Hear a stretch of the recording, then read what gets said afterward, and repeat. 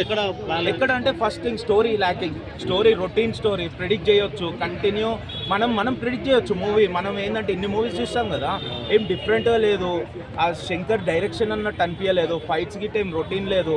Overall అదే చెప్తున్నాం, మొత్తం ఒక మూవీలో వాచబుల్ అంటే ఒక Ram Charan acting 150%. Flash back episode బాగుంది, ఎపిసోడ్ బాగుంది, కానీ క్యారెక్టర్లో ఎక్కువ వేరియేషన్ లేదు. ఎందుకంటే ఫ్లాష్ బ్యాక్ అన్నప్పుడు కొంచెం ఏజ్కి ఇచ్చేది ఉండే, సేమ్ ఏజ్గా కనిపిస్తున్నాడు, ఒకటి డ్రాబ్యాక్, అది చాలా డ్రాబ్యాక్. అండ్ సెకండ్ వన్ మొత్తం యాస్టీజ్ ఉంటాడు, ఒక నత్తిలాగా ఏదో మాట్లాడతాడు అనమాట, అది ఒకటే వేరియేషన్, రిమైనింగ్ ఎవ్రీథింగ్ సేమ్. అదే అంటున్నా, ఫ్లాష్ బ్యాక్ అన్నప్పుడు కొంచెం ఓల్డ్గా ఇచ్చేది ఉండే. శంకర్ మూవీ మనకు తెలుసు, కమల్ హాసన్ నిన్న యాంగిల్లో యూజ్ చేసిండు, అట్లా ఏదైనా కొంచెం గెటప్ చేంజ్ చేసేది ఉండే.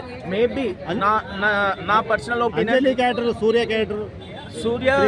సూర్య క్యారెక్టర్ ఓకే, శ్రీకాంత్ ఎక్కువ ఏమి లేదు యాక్చువల్ చెప్పాలంటే, సైలెంట్గా ఉంటాడు, సైలెంట్గా ఉంది. ఎస్జే సూర్యది మూవీ అంతా క్యారెక్టర్ ఉంది, హీరో ఎంత ఈక్వల్ విలన్ అంతే ఉంది మూవీలు చెప్పాలంటే. ఆయనకి ఇచ్చిన అదే అంటున్నా, వీళ్ళిద్దరు వాళ్ళకి ఇచ్చిన 100%, 150% న్యాయం చేశారు.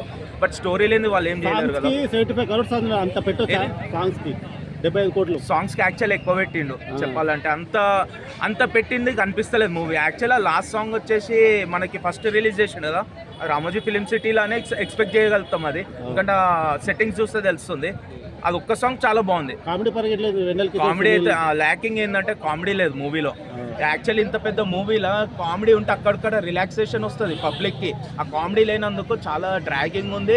యాక్చువల్ మూవీ ఏంటంటే నెక్స్ట్ ఏంటి కాదు, ఎప్పుడైపోతుందా అంత లెంత్ కొద్దిగా ఎక్కువైందా, తగ్గాల్సిందా?